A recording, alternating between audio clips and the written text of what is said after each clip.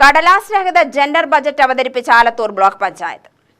Alathur block panchayat 2025-26 സാമ്പത്തിക വർഷത്തെ budget കടലാസ് രഹിത ജെൻഡർ ബജറ്റായി വൈസ് പ്രസിഡന്റ് കെ.സി. ബിനു അവതരിപ്പിച്ചു. സാമൂഹ്യ സാമ്പത്തിക വികസനത്തിന് ഊന്നൽ നൽകേണ്ടത് നമ്മുടെ ഉത്തരവാദിത്തമാണ് എന്ന ബോധ്യത്തിന്റെ അടിസ്ഥാനത്തിലാണ് ഈ വർഷത്തെ ബജറ്റ് ജെൻഡർ ബജറ്റായി അവതരിപ്പിക്കുന്നത്. ജെൻഡർ സൗഹൃദ തദ്ദേശ ഭരണം എന്ന ലക്ഷ്യത്തിലേക്ക് എത്തുന്നതിനു വേണ്ടി കഴിഞ്ഞ 3 വർഷങ്ങളിലായി നാം അവതരിപ്പിച്ച ജെൻഡർ ബജറ്റിലൂടെ ഏറെ മുന്നേറാൻ നമുക്ക് കഴിഞ്ഞിട്ടുണ്ട്. 14ാം പഞ്ചവത്സര പദ്ധതിയുടെ പൂർത്തീകരണത്തോടുകൂടി ആലത്തൂർ ബ്ലോക്ക് പഞ്ചായത്തിനെ ഒരു ജെൻഡർ സൗഹൃദ ബ്ലോക്ക് പഞ്ചായത്തായി മാറ്റിയെടുക്കാൻ നമുക്ക് കഴിയും. അതിനുവേണ്ടി പട്ടികവർഗം, പട്ടികജാതി, ഭിന്നശേഷിക്കാർ, വനിതകൾ, കുട്ടികൾ, വയോജനങ്ങൾ, മറ്റു പിന്നോക്കം നിൽക്കുന്ന ജനവിഭാഗങ്ങൾ എന്നിവർക്ക് മുൻഗണന നൽകിക്കൊണ്ടുള്ള പദ്ധതികളാണ് ഈ ബജറ്റിലൂടെ നാം ലക്ഷ്യമിടുന്നത്.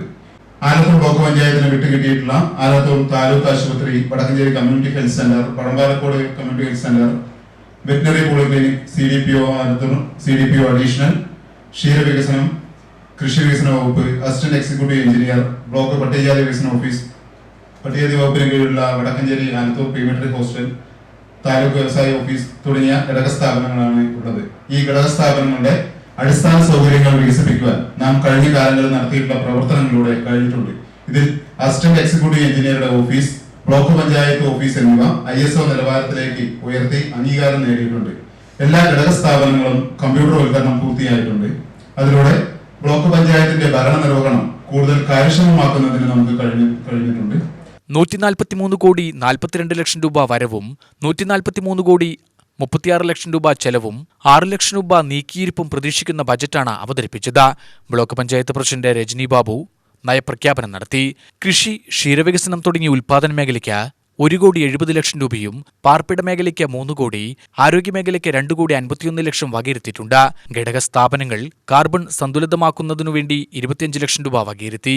മഹാത്മാഗാന്ധി ദേശീയ ഗ്രാമീണ തൊഴിലുറപ്പ് പദ്ധതിയിൽ 112 കോടി രൂപയും എല്ലാ പഞ്ചായത്തുകളിലും വനിതകൾക്കുള്ള ഫിറ്റ്നസ് സെന്ററുകൾക്ക് 54 ലക്ഷം രൂപയും വയോജനങ്ങളുടെ മാനസിക ഉല്ലാസത്തിനായി ഹാപ്പിനെസ് പാർക്ക്, കളിസ്ഥലം, ഓപ്പൺ ജിംനേഷ്യം എന്നിവയ്ക്കായി 50 ലക്ഷം രൂപ വകയിരുത്തിയിട്ടുണ്ട്. പശ്ചാത്തല മേഖലയ്ക്ക് 1 കോടി 50 ലക്ഷം രൂപയും ജെൻഡർ സൗഹൃദമാക്കുന്നതിനായി 60 ലക്ഷം രൂപയും വകയിരുത്തിയിട്ടുണ്ട്. പുത്തൻ സാങ്കേതിക വിദ്യകൾ തൊഴിൽ രംഗത്തും വിദ്യാഭ്യാസ രംഗത്തും ജീവിതത്തിലും മികച്ച രീതിയിൽ ഉപയോഗിക്കുന്നതിനായി കിളിയുമായി ചേർന്ന ആലത്തൂർ ബ്ലോക്ക് പഞ്ചായത്തിനെ ആർട്ടിഫിഷ്യൽ ഇന്റലിജൻസ് സാക്ഷരതാ ബ്ലോക്ക് പഞ്ചായത്താക്കി മാറ്റുന്നതിനുള്ള പദ്ധതിക്ക് രൂപം നൽകും. UTV news, Palakkad.